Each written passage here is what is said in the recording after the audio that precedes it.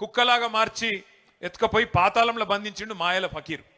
కానీ మాయల ఫకీర్ ప్రాణం ఎక్కడున్నది? 7 సముద్రాల అవతల మర్రి చెట్టు తొర్రలో ఉన్న చిలుకల ఉన్నది. బాలనాగమ్మ బంధనాలు తెంచాలంటే నీకు ఆ రహస్యం తెలవాలి. అట్లాగే 7 సముద్రాలు దాటి ఆ చిలుకను పట్టుకొని దాని గొంతు బిసికే సాహసం కూడా కావాలి.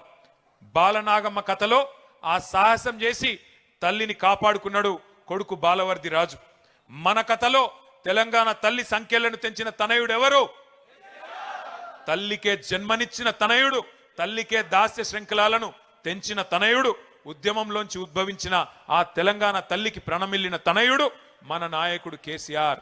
అందుకే గర్వంగా చెప్పుకుందాం, కేసీఆర్ అనే 3 అక్షరాలు, కేసీఆర్ అనే 3 అక్షరాలు లేకుంటే ఇవాళ తెలంగాణ లేదు అన్న మాట అక్షర సత్యం. ఎవడు అవునన్నా కాదన్నా ఇది వాస్తవం. ఇంకొక మాట కూడా నేను అంటా ఉన్నా, బాధ అనిపిస్తుంది. ఇప్పుడే అన్న వాళ్ళు చెప్పిండ్రు, ప్రకాష్ అన్న చెప్పిండు, సీనన్న చెప్పిండు, మన సంస్కారం మనము సోనియా గాంధీని రేవంత్ రెడ్డి లెక్క బలిదేవత అనలే. రేవంత్ రెడ్డి అన్నాడు బలిదేవత అని, మీరు నేను కాదు. 1000 మందిని బలి తీసుకున్న బలిదేవతవు నువ్వు, మా పిల్లలను చంపిన బలిదేవతవు నువ్వు అని మీ ముఖ్యమంత్రి, ఇవాళ మీ ముఖ్యమంత్రిగా ఉన్న నాయకుడు ఆ రోజు సోనియా గాంధీని తిట్టిండు. కానీ మా సంస్కారం మా నాయకుడి సంస్కారం. మీ కాంగ్రెస్ పార్టీని 2014లో చిత్తుగా ఓడించిన అసెంబ్లీకి వచ్చినాక సోనియా గాంధీకి కూడా ధన్యవాదాలు చెప్పిన సంస్కారవంతమైన నాయకుడు మా నాయకుడు కేసీఆర్. అది మా సంస్కారం.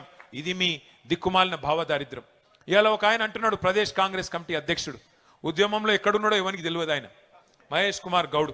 ఆయన కూడా మాట్లాడుతుండు కేసీఆర్ది దొంగ దీక్షనట. నేను అంటున్నా, దొంగ దీక్షనా కేసీఆర్ది? 11 రోజులు చేసింది దొంగ దీక్షనా?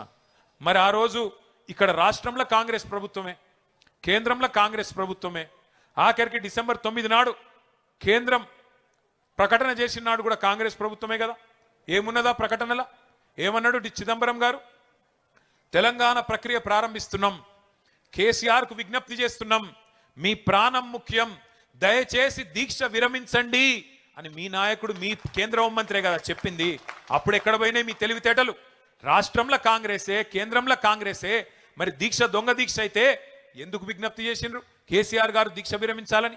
ఇవాళ మాట్లాడడానికి సిగ్గుందా అని నేను అడుగుతా ఉన్నా. దీక్షను దొంగ దీక్ష అని అవమానం చేయడానికి మీకేమైనా ఇంగితం ఉందా, సంస్కారం ఉందా? నీ పార్టీకి కానీ నీకు కానీ తిట్టాలంటే ఇప్పుడే మా సీనన్న చెప్పిండు, మేము నోరు తెరిస్తే మీరు మరి చెవులు మూసుకోవాల్సి వస్తుంది, రక్తం గారుతుంది చెవులకి వెళ్ళి. కానీ మేము మీలాగా సంస్కారహీనం కాదు. తప్పకుండా ప్రజల తరపునే ఉంటాం, కొట్లాడుతూనే ఉంటాం.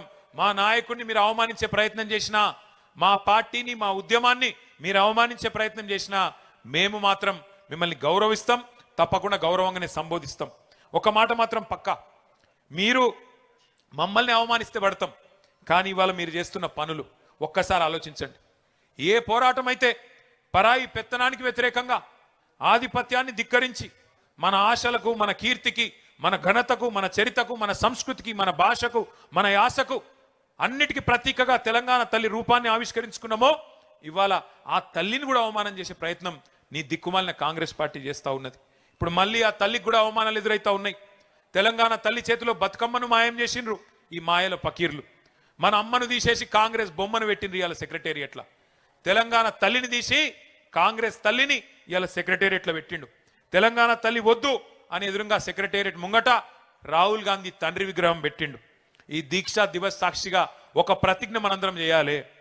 ఇవాళ దీక్షా దివస్ సాక్షిగా కేసీఆర్ పోరాట స్ఫూర్తిగానే చెప్తున్నా, తిరిగి అదే జాగల తెలంగాణ తల్లిని పెట్టే బాధ్యత మనందరిది. బరాబర్ పెడతాం. మళ్ళీ తిరిగి ఆ తెలంగాణ తల్లి చేతుల్లో బతుకమ్మ పెట్టే బాధ్యత కూడా మనందరిది. తప్పకుండా గుర్తుపెట్టుకోవాల్సిన సందర్భం. మళ్ళీ ఈ దీక్షా దివస్ స్ఫూర్తిగా తెలంగాణ సోయిని సానబెట్టుకోవాల్సిన రోజు గుర్తు చేసుకుందాం.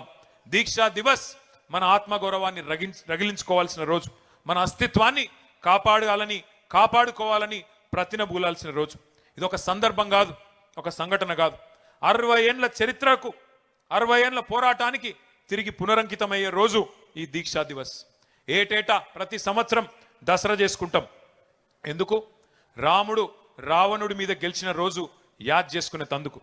జమ్మి చెట్టు మీద ఆయుధాలను దించి కౌరవ సంహారం కోసం పాండవులు పూజ చేసిన రోజు జమ్మి పెట్టుకుంటాం అందరం. చెడుపై మంచి సాధించిన విజయాన్ని నీకు గుర్తు చేసి నీ కథలో రావణులుంటారు, కౌరవులుంటారు, జాగ్రత్తగా ఉండుమని